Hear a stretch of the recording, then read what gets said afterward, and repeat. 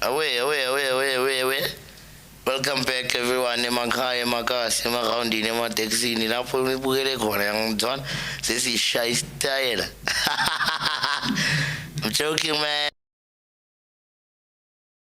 Real art is, a question that we always try to ask and try to find an answer. Difficult one, according to me as an artist, but we're going to ask so many artists the same question. And we're hoping by the end of all these calm conversations, so sort of knowing what real art is and why other artists think different from the others. I think it's also a question on creativity. Today we are joined by Tawanda MuAfrika. Biggest African I know.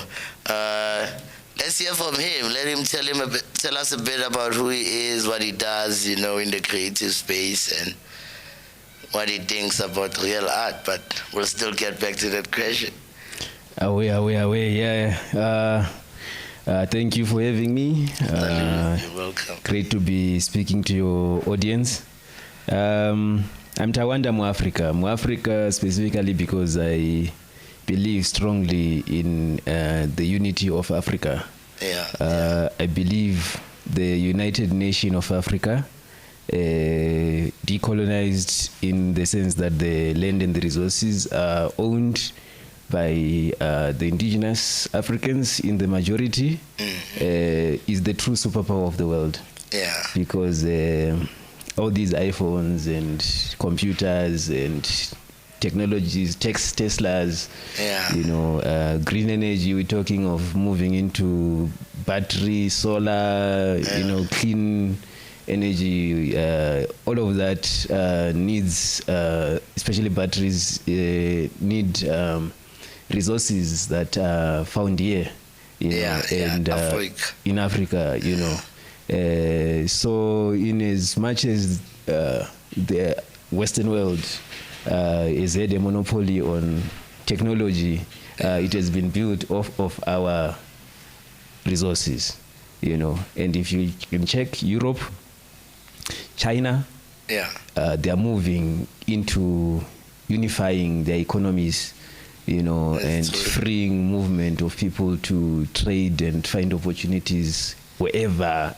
in the continent, not in little silos called countries. It's a key one. That's one. Because I feel like these phones we use also in Africa, and we've adapted to the capitalistic system, and I think that's what's keeping everything the way it is. The people who are buying all these minerals from Africa or taking them, taking them. They don't want to let everyone in Africa know. Like, that stops their business. How do you talk to their business? What do you think of what they are doing and not giving what belongs to Africa back to Africa? And if what belongs to Africa is back into Africans' hands, what's the plan that Africans have to do with it? Then Africans are some of the most intelligent, talented people, the whole worldwide. We are not only good at supreme at sports.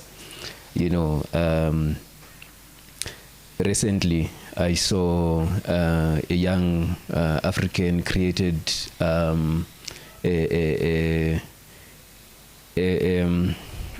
artificial limb system that can help the disabled, that unlike let's say Elon Musk's attachment, what's that, Neuralink, where they have to put electrodes into the brain. This young African technology is able to read the brain waves and signals and interpret that into actions. Like, you can command that arm to move and grab things, just from thinking. There's some like telepathic, shit. So you're basically saying the Africans have a plan. It's just that they're not given a chance. They don't have funds because they're alienated from their land and resources. Yeah. You know. Also, in Zimbabwe, there's a guy who's created a technology that is able to transmute radio waves into electricity. You know, so he has created TVs that you don't need to plug into electricity. You know, a car that does not need charging. You know, you travel infinitely. You know. Generators, you know, to power maybe your house or a factory or a nation. So that just needs monopoly to just, or capital to just flow into that section, and the business can grow and help a lot of Africans have free power. Definitely. Free electricity. Definitely. You know, as artists, art is a gym for creativity. That's why I believe every African child needs to be exposed to art, needs to do art, you know, because you work out that muscle of creativity through art, you know, and then art is the portal to everything else, you know, because if you look at us, we are chemists. You know, the way we play around, let's say, with color, you know, starting with primary colors, you mix them to create secondary colors, to create every other color. That is alchemy, you know. The artist are the alchemist. I feel you, but I also feel like we all have this embedded in us, you know, whether white, black, Chinese, or Asian, or from another world, you know. I think every child is born with capabilities to be an artist and be creative, you know. That's why it's so easy to learn new languages when you're young, you know, new ways of thinking when you're young compared to when you're old. I feel like everyone that comes into this world is an alchemist, is someone who knows how to work the sciences and the laws of nature, you know. It's just a few forget. Others that are left behind are saw as aliens, people who are doing rebel stuff, people who are doing things that are not worth doing while we are here on earth. You know? Mad geniuses. People are dying and you are choosing to be an artist instead of a doctor. You know, there's so much crime where, you know, the police officer or a soldier, you know. So I think that the main source of this is, how do you stay an artist, and how does that now benefit the society that we live in? You know.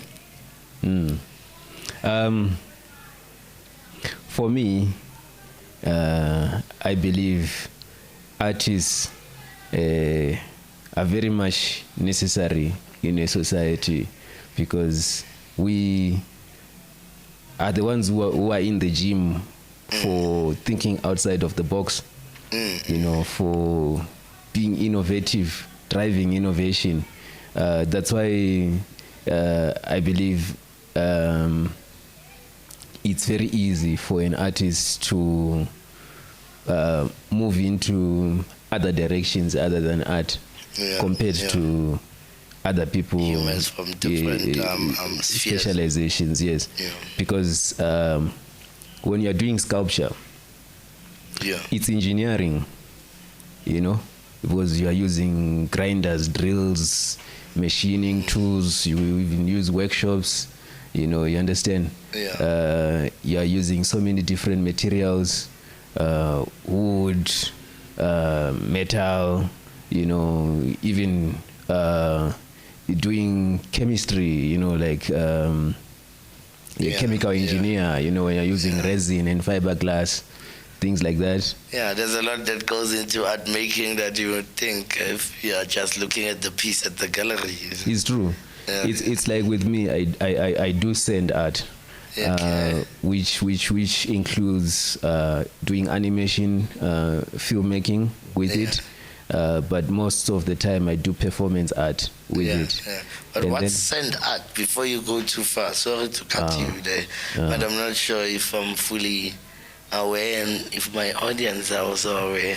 What do you mean when you say you do send art?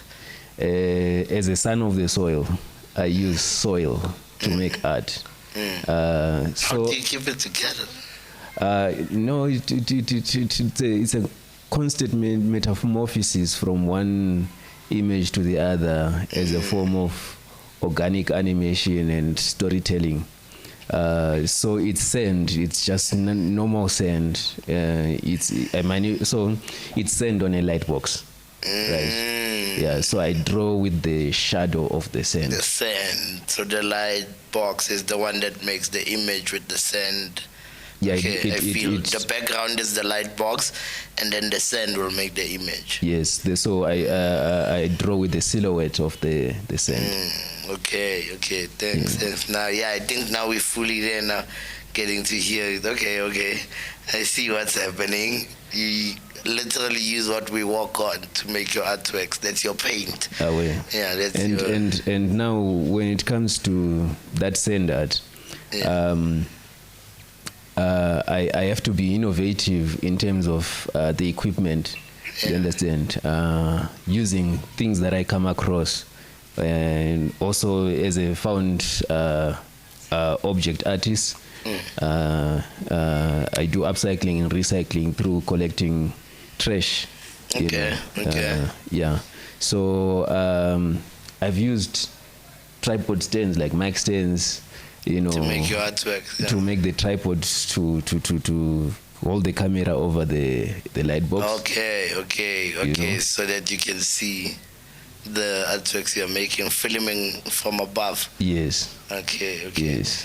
Also, when I'm doing performance art, let's say I'm performing in a theater, like what we did, we performed with a production called Oratorio of a Forgotten Youth, directed by Mandla Mlangeni. Okay. We've performed a couple of times, Market Theatre, Wits University, also the National Arts Festival. Yeah. So it's a big production with almost like an orchestra centered around jazz. Yeah. And also the great orator Lesa Khораmpolokeng. Okay. Yeah. Leadership. Yes. He'll be reciting poems, man. And that play, it's quite fascinating for me because it's a modern expression of the 1976 youth movement. You understand? But what's the name of the show? Oratorio of a Forgotten Youth. Oratorio of a Forgotten Youth. Yes. Oratorio of a Forgotten Youth. Yes. That's something we should watch. It sounds really interesting. Most def. If you check on YouTube, if you search for that, there are a couple of videos that you'll be able to find to get an understanding of what it is that the narrative of 1976 relooked. Yeah, but then it's the modern youth speaking their perspective, and it's still the same story, it's still the same struggle. There's no change. They fought in 1976 and others fought in 2000 and something, but still no change. Fall, from 2015, 16, 17, 18. Fighting for fees to fall, and they've not fallen, and I don't think they will ever fall, because I think that's how the capitalism system is structured. But there are movements happening in Africa, man. Change is the only thing that's constant in this world. Nothing ever stays the same, Rome, when it was the apex civilization in the world, if I remember right, there was some, not exactly in those words, but there was a saying that the sun would never set on Rome. But where is Rome right now? So nothing really is permanent in this world. Yeah, the differences of that. Tell me, what do you think of how we are having this conversation in English instead of you speaking Shona or Ndebele, or any of the other native languages that For me, nangibamba isiZulunyana ngizathi sinene ngijump ngene kusikasi tsotsi Italiana phezulu. Vele singangena mawufuna. Yeah, but it's just that we easily express ourselves ngesilungu. I think that's why we always run away to it. No. What do you think? No. Isilungu was forced on us. Yeah. By our parents, people, society, the system, colonization, even our parents. At some point in time when we were at school, we were told that anyone that gets caught speaking the so-called colloquial language will be punished. We must all speak in English. So these things was programmed into us. Back in them. Okay. Yeah, it's like at some point in time it's like that in because look. English has become the international language of communication. Though I do love what other people from other places have done, prioritizing their own indigenous languages, like when you are in Japan. Japanese, I was China, about to say that too. Chinese, whenever I look at art documentaries of Japanese artists, they always express themselves in their language. But we then, are forced to read the subtitles. But then Japan is a nation that is united under one language, Japanese, even though they have other languages, but they have that common language. And then when it comes to us as Africans, I believe it was a colonial project to create these so-called languages, because for me, I feel they are colonial constructs. You think the tribes were never there? They started once we were. Yes. It's like Zulus were not there before the British. Yeah. I think how old are they? 5,000 years? How long? Plus, maybe less? I'm not exactly sure the number of years, but. So the Zulu culture is fairly new in terms of looking at the whole world when it started, not when when the history of Africa was written. The Zulu culture is new. How do we look at this? Zulu as a tribe. From what I've researched, came through or was born from the process of colonization. But anyway, let's not specialize on Zulu. I was just looking at what I was saying was that the alphabets of our so-called languages were written by colonizers. We didn't write them. And ours were written off. We never had them. No, we had our own alphabets. Our own writing systems, our own hieroglyphics, like the Adinkra symbols, if you've ever heard of that. Even here, Bantu, there's a lady that I met a couple of weeks ago. I need to learn that. She's got this Bantu alphabet and also a keyboard in that alphabet, system. And I want to learn that, man. I find that very fascinating. So when it comes to these alphabets, for instance, I can give you an example of Shona and Ndebele, and you can actually relate because that word is common to all our languages. Zulu, so chuma, chuma, like that necklace that you're wearing, but usually it's beaded.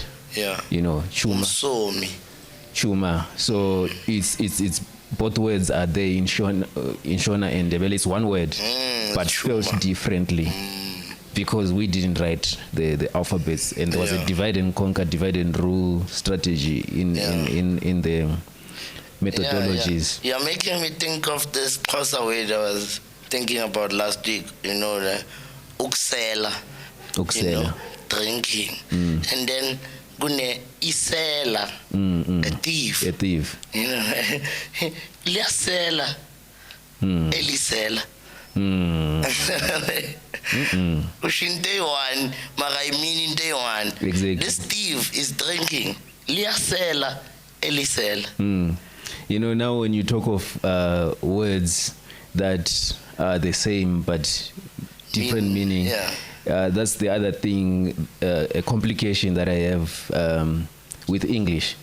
A critique that I have with English as a language, that it being the international language of communication, it needs to move away from the elitist origin that it comes from.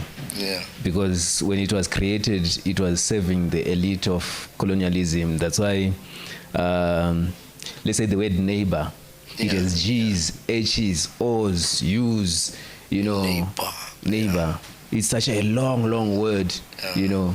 Imagine an African youth trying to learn mathematics or science, you know, which are relatively complicated subjects, and then they are having to learn through a very complex, unnecessarily complicated language, you know.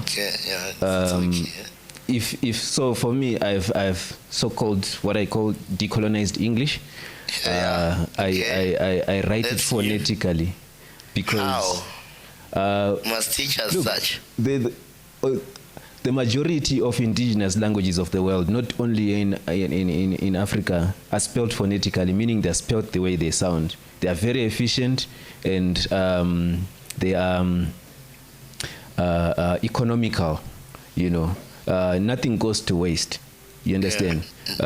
So I'm sure you've watched anime, and you are familiar. You know, when Japanese are speaking, some of the episodes they don't translate them into English. They play them and then they put subtitles in English. You can hear the tone and how it feels in the language that they wrote it in, instead of changing it. And now but isinto asitolikwa.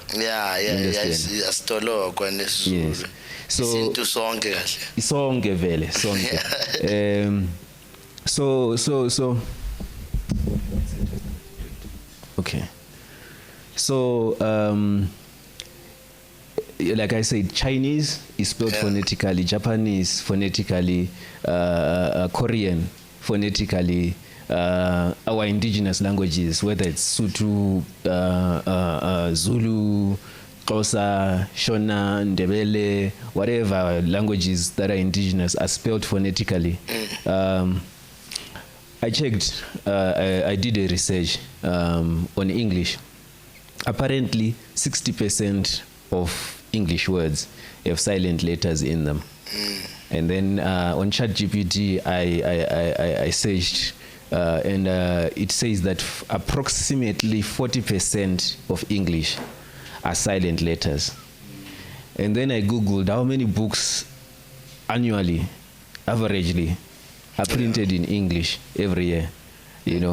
And then if you were to take out silent letters in English, you would save 40% of trees printed, cut to print books in English. That's an interesting analogy, you know? Imagine. Stop writing these books because you're using too much pages. Stop. Make English carbon neutral. You know? And make it environmentally friendly. Spell it phonetically. Hey. Okay, let's go back to this part now. Because I'm also a bit tiny confused. What are phonetics? Phonetics? Yeah. For someone who doesn't know out there, like phonetics, like maybe they trying to follow the conversation and they just lose it at that word. Okay, so let me just give it in this way. Or we should give them a homework maybe to just go look. No. We can give them examples that they can relate to. You understand? So you were speaking about isela, ugusela, understand? And then I can give you the word excuse and excuse. Excuse me? Excuse me? Don't you're make an excuse. In my way? Oh, you're just telling me excuses. You know? Yeah. Can you believe that it's one word spelled exactly the same way? Yeah. It is spelled exactly the same way. Why are you making It's excuses? 2 different words with different meanings, spelled exactly the same way. Isn't that just confusion? But is this not also going to Isela Noxela? Exactly. That's I can So relate even to. our language also has. Oh, you are saying in English it's so close. Excuses? No, English. Excuse me. So. Isela. Yeah. Ugusela. Yeah. You know. You prefix, you know, and that prefix gives the meaning. Yeah. You understand? Like ugusela already, it gives that meaning, Yeah. and it's spelled different than just seller. Yeah. Isela. Yeah. Isela, you actually. Yeah, it starts from the alphabet. It's a thing. Shorter. Into or umuntu, you know. Yeah. But when you have one word spelled exactly the same way, I find that very confusing. Yeah. You know. So I was saying phonetics. You spell things exactly the way you speak them, and things are very consistent. Like an S is always an S, and a Z is always And it's an there. a It's Z. not silent. And there are no silent letters. Yeah, we don't need it. So why is it there? Exactly. It's not confusing. It's environmentally friendly. It's carbon neutral. You know. Okay, that's it's an clean amazing energy. No, thanks for that lesson, man. Like, thought of seeing, thinking, looking again. You know, like okay, where can I start the conversation of language next time I think about language? You know, let's twist it back to the art game. You know, let's go to this question. What do you think real art is? You know, when you think about that question, what is real art?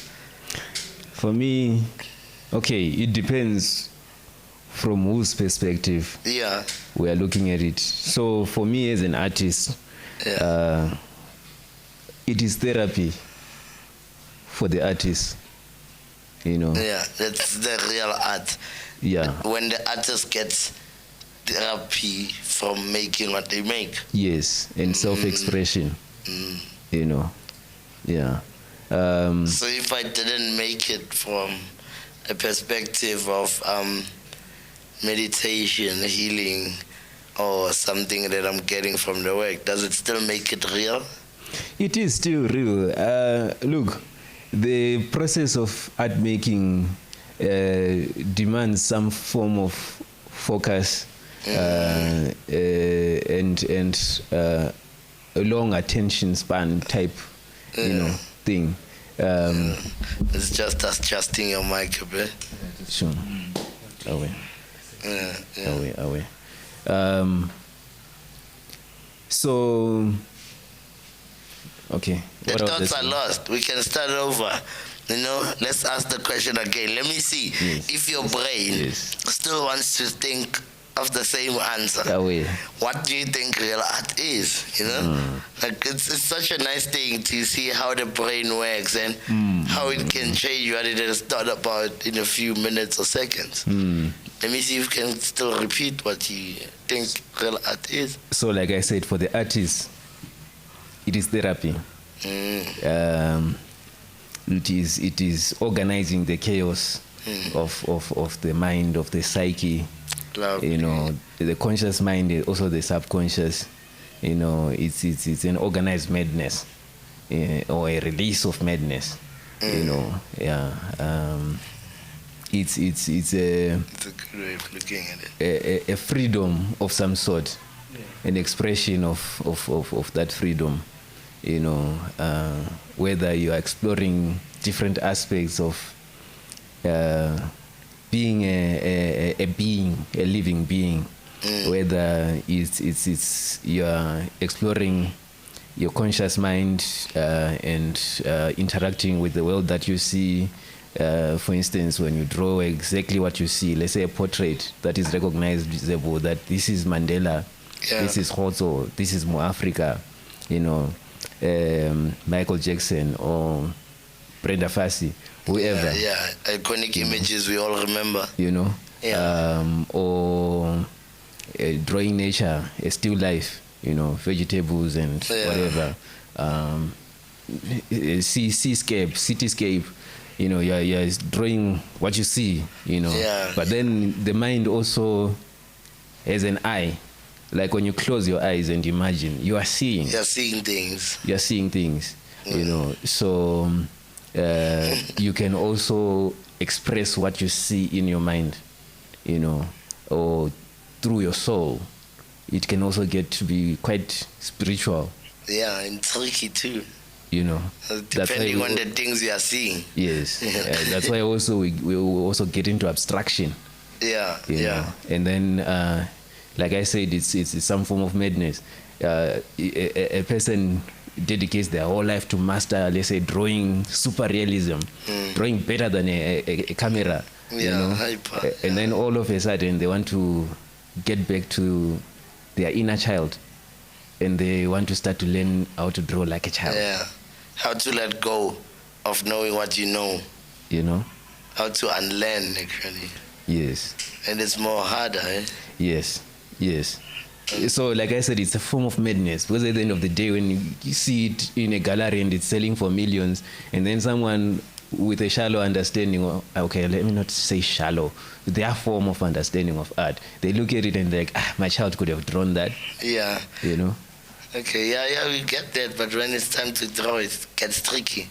So how do you think your art heals you, or how do you meditate when you are making your art? How is the success of your art based on you? Like, what do you feel for it to be successful, or what should happen when you are making for you to think this is a successful one? For me, art is a spiritual thing, man. Because when you are doing art from your heart, art, there's art in heart.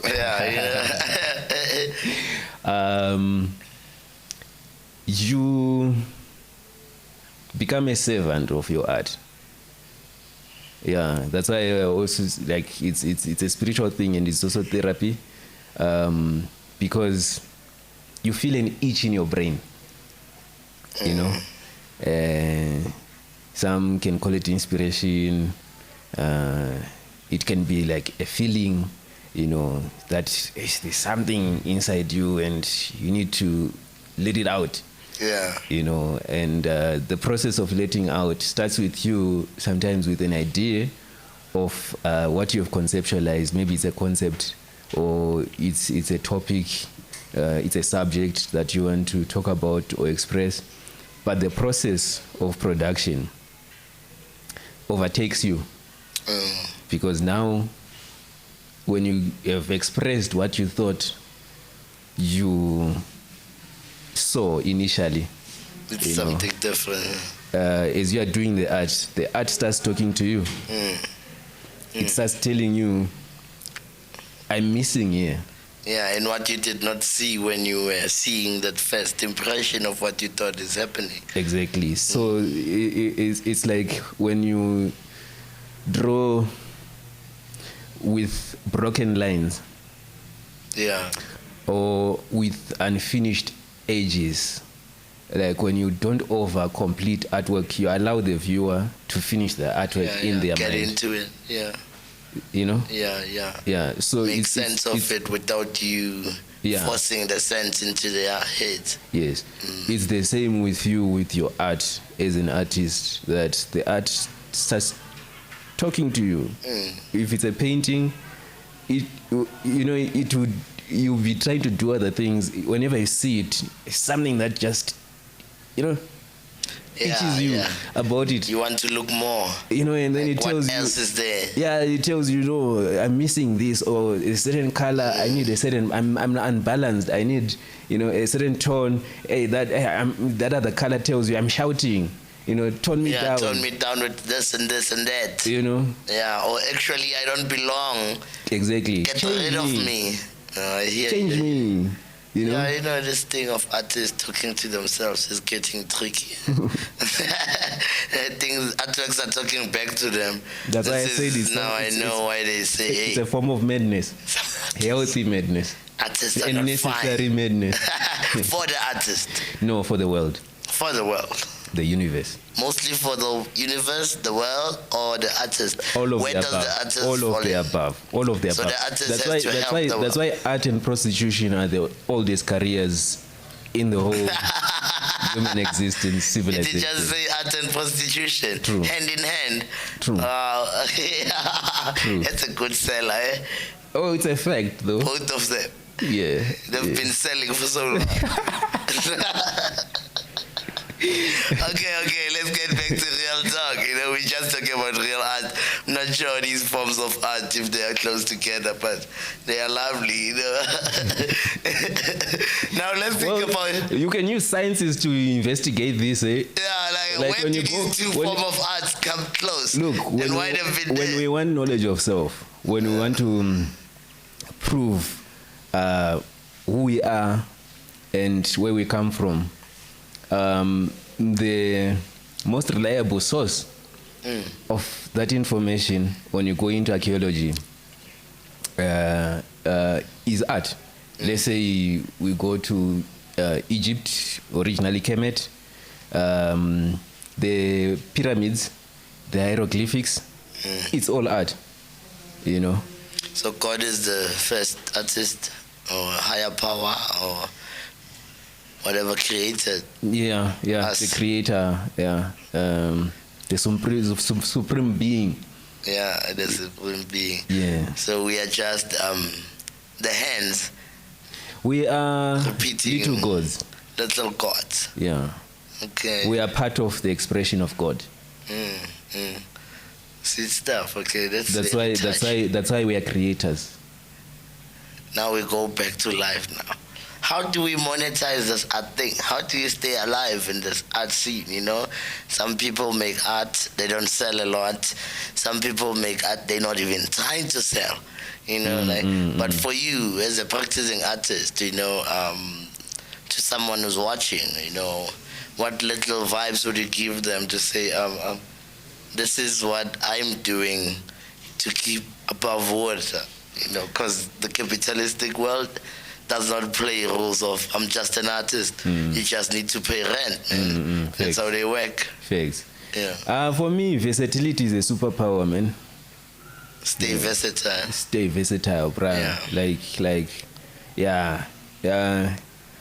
Don't only gym this mind, man, like this muscle in the brain of creativity, because, man, from utter rubbish, I bought a Nyaope boy trolley.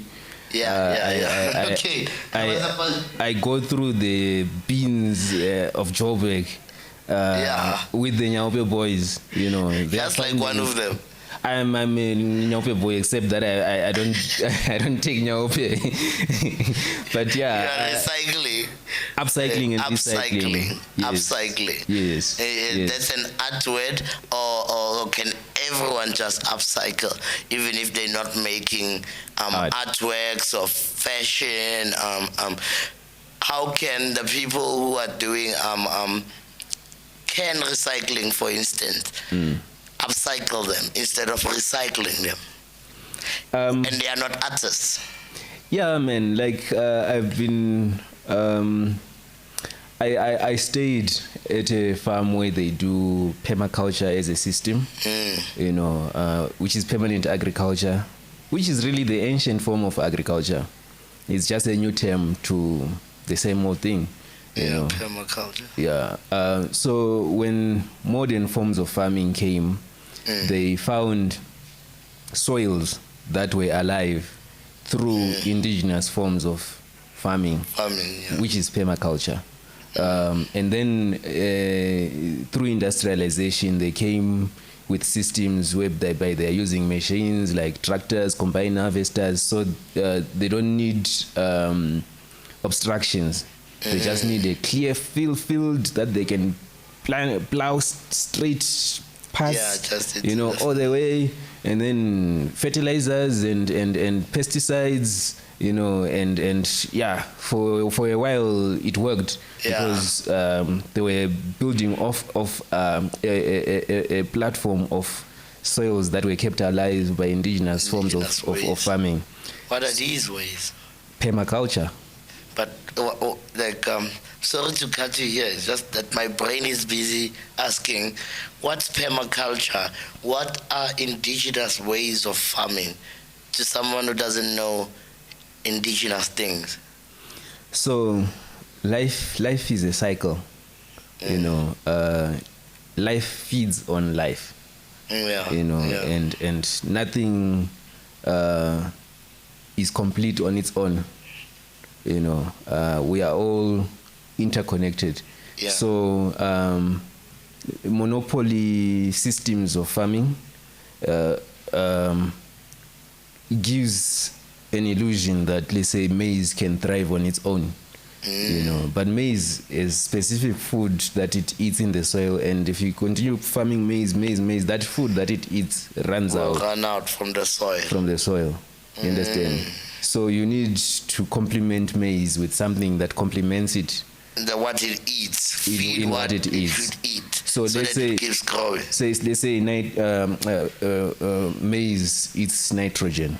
So now you need to plant nitrogen fixers in the next round. Okay. You understand? So that you return nitrogen back into the soil. You understand? Okay, now I know permaculture, and it's easier for me to go further and understand what are these indigenous ways of farming. I would say it's giving back. Yeah. Indigenous giving back to the world. Yeah. Like letting a rat eat something so that when it pulls somewhere, it plants a tree. you know, or a plant. Yeah, I feel you. Okay. So with permaculture now, you need all different size of plants, and especially trees, because trees are the ones that can reach deep down underground and fetch minerals that through its roots into its trunk, and they fall onto the soil through the leaves. What the food is. So it becomes a full cycle. You understand? But if you are only having small plants like maize, beans, whatever, they are all taking from the land. They are all taking, and they are only servicing the top part of the soil. And when the rain rains, it leaches all the minerals and nutrients down beyond their roots where they can reach. Hey, Tawanda MuAfrika. Yeah, you read a lot. You're looking. I research. I love knowledge. No, beautiful thing that we have you here. But I still want to know, how do you pay your rent? How do you stay in this art industry? I know you said being versatile. Yes. Performing, like you mentioned earlier, you do some theater sometimes. Yes. You do performance art. You do filmmaking, and you also upcycle, and you also use natural resources like sand, Yes. things you find around you. Yes. But how do you monetize them? Who pays for this thing? Who wants to buy soil from the son of the soil? The thing is, if you put your heart into what you do, and you do it from a point of love, and you do your best, love is a powerful thing. If you are doing it from a point of love, someone will feel that love and fall in love with what you're doing. And someone can, you can get there and tell them, I don't know what price to put on this. Maybe you can just give me this amount. And they say, it's too cheap. No, let me give you this much. Maybe it's twice or thrice or times 10 the value that you had requested. Yeah. So sometimes you lose, sometimes you win. Yes. So if you do art from a point of love, you do your best, you give it your all, and you express love in your effort, in your execution, in the finished product. You thrive for mastery, in your craft. Love is what will keep you going. I don't think it's you who monetizes it. The world will help monetizes itself on your behalf. It's a tricky one because Building managers just want to lock the studio when you're not paying rent, and the love is not enough in the work currently, and you are not seeing that, but you are trying to full in, it's all you in there.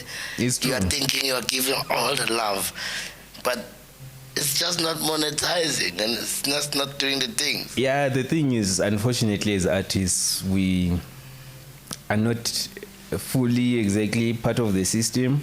Like everyone else who choose careers, they get jobs and paid salaries and, do the normal things, buy a car, get a house, family, that type of thing. With us, we've chosen a mad path, man. Yeah. It's a madness path. Because you are a mad artist. We are all, yeah. Yeah. But anyway, no one is really truly saying, Okay. That's why we all need therapy, whether we are artists or not. Even the therapist. Even a therapist is mad and needs therapy. A doctor needs a doctor.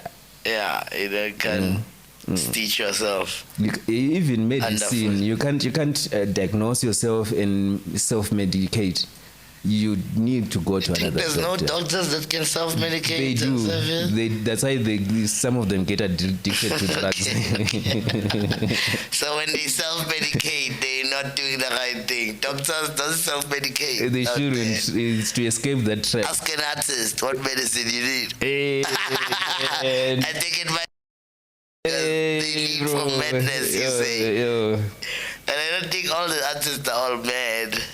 And some sane one. It's you know what, man, it's not like I said, it's not only artists who are mad. We just have a recognizable madness. Yeah. But everyone is mad. That's why everyone needs therapy. Yeah. I feel you. Even presidents, they also need the therapy. They have their own form of madness. I wonder. I was about to ask you another question, I don't want to put you under bridges that I don't know how to refix or build. No, let's go. Yeah. Let's go. I'm thinking of, you mentioned even presidents. I'm like wondering, what madness times do they have? And which president are you thinking of while you're thinking of this? No. We can speak in a broad way that it does not direct to one individual person. Yeah. So addiction to power, it's a form of madness. Dictatorship, and not wanting to let go of power. Yeah, that's a form of madness. Yeah, power ya dronga. Yeah, finally mine. So is poverty. Yes. Yo. That's worse. I it's think also it's a worse form than of money. addiction because, man, there are many people that won lotto, and all of a sudden they've got hundreds of millions, but 3 years down the line, flat broke. Oh, I blew it. Ish. And I ended up selling the house I built. Addiction to poverty. You want to go back to that system that you know. Yeah. Or you don't know how to manage the money, so you end up going back to what you truly know, poverty. Yeah. Poverty of the mind. Addiction is not only to substances. It's also to our own behavior, systems, and ways of thinking, and familiarity. Some people are addicted to the ghetto, Kasi life. Yeah, they don't want to leave the township. They don't want to leave the township. But when you leave the township, you stop inspiring those in the township, because you are a good artist, and you are not known in this big city as yet. Once you get here, but you are known in the township, and now the young artists in the township don't see you, and they think art does not really work. They only see the doctors and the lawyers, I hear you. That's why you must not forget where you come from. I don't think the ghetto is a healthy environment for us, especially as black people. It's a colonial construct. Actually, it's a concentration camp. We the same architecture, communal or societal architecture that was used for the Jews in Germany, for the Holocaust, is the same architecture of the ghetto. It's a concentration camp. And it creates vicious cycles because the matchbox existence, it overcrowds the mind, with the conditions surrounding. So I don't think it's healthy for black people to stay in concentration camps.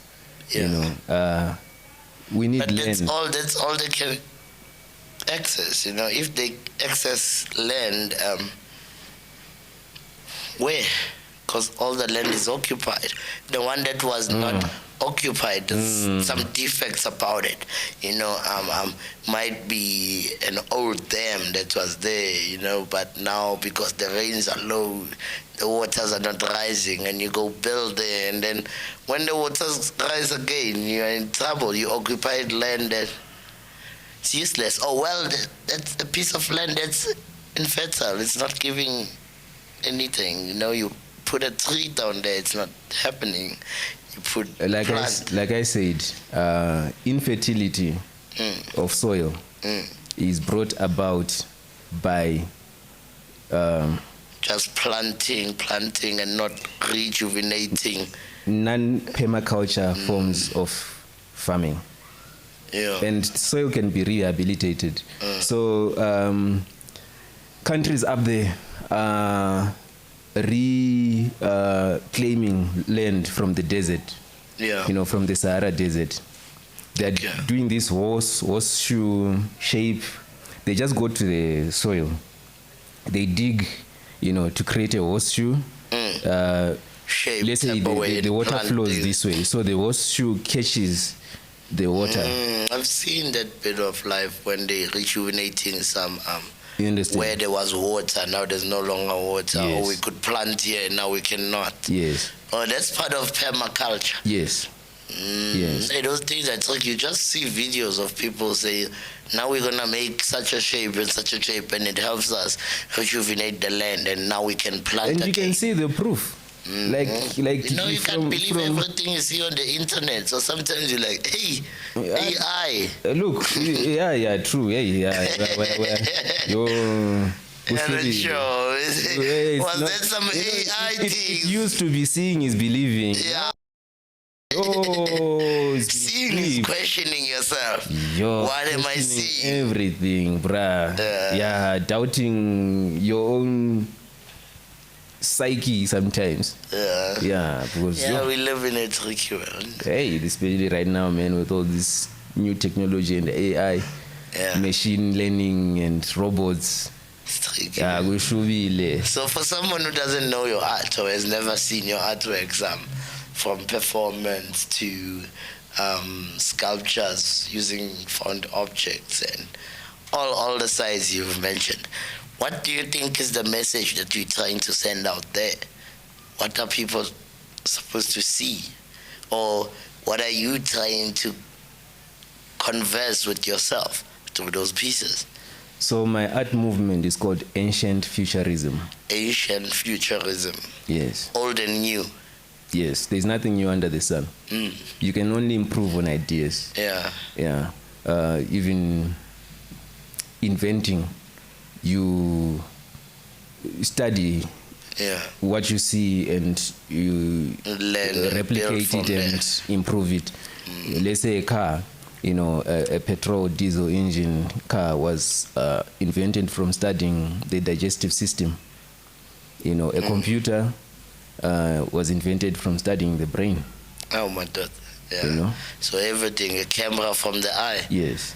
Okay. Yes. So we just need to look back and learn from what's there and improve. Sankofa.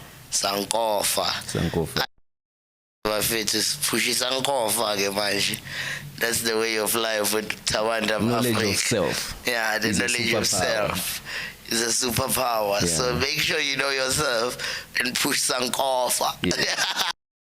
Know thyself. Lovely stuff, man. Thank you for joining us. This was amazing. Conversations are beautiful. I feel like they get us to all these thoughts that we never get to when we are not conversing, Oh, or yeah. just conversing with me, myself, and I. Oh, yeah. I can only get to a certain space because I'm referring to what I know and what I've seen. Oh, yeah.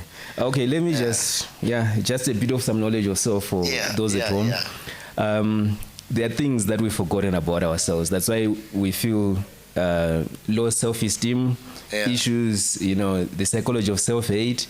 It's a lack of knowledge of self. That is what brings that psychosis that we suffer from. So just a bit of knowledge. The oldest civilizations that gave birth to the modern civilization, when you go into archaeology, the oldest, most known is Egypt, Kemet originally, meaning land of the blacks. And then when you go into archaeology, you try to find, let's say, the pyramids, where they come from. You find them deeper and deeper in Africa. And you find pyramids that we don't know about, but they are there. It's pyramid here in South Africa. Not seen the oldest calendar in the world. I love science. I love academic systems of investigating knowledge of self, because you can prove it and disprove. The oldest calendar archaeologically is Inzalo Yelanga, so-called Adam's calendar. It's here in South Africa. The oldest mathematical instrument was the Ishango bone found in Congo. And then the older one was recently found in Swaziland. What is it called? But you can Google it. The oldest. We must actually have some links and some images, to just show people these calendars and all this. Because even me myself, I'm like, hey, I don't think I've seen these calendars. I always hear about them. Believe you me, the ears hear, but the eyes have not witnessed. Yes. Mapungubwe, the Great Zimbabwe. I remember. Or Food Basket. The Benin Wall was the biggest man-made structure in the whole universe, bigger than in the whole world, bigger than the Great Wall of China. A lot of Africans don't know all of this. So my art is centered around knowledge of self, which brings about the psychology of self-love, because when you find out that your ancestors are great people, they've done great and mighty things, it shows you the potential that lies dormant within you and gives you confidence. Let's say if your uncle or great-grandfather was a doctor, if you are in poverty in the ghetto, it gives you that motivation to work hard towards education or whatever, knowing that it's doable. So has done it before, meaning I can do it. But if you don't have those examples, those role models, you feel low and you fit into the system of what's going on around you, and you just give up on life. So knowledge of self will bring us psychological and spiritual healing as Africans and indigenous peoples of the world. Lovely stuff, man. Thank you, MuAfrika. Thank you. Amazing. I hope you guys were listening. If you did not hear enough, just rewind, Listen some more. You have that power when you are watching such. Thanks. Thank you for joining us, my king, and sharing. Thank you to all of you. Thank you, Mr. Khotso. This is great work that you're doing, man. I'll see my friends in the next show again. I'll even bring MuAfrika again to hear what his brain thinks real art is after a couple of months of talking to us. Away. Have a beautiful day, guys. Till the next session. Salute. Away.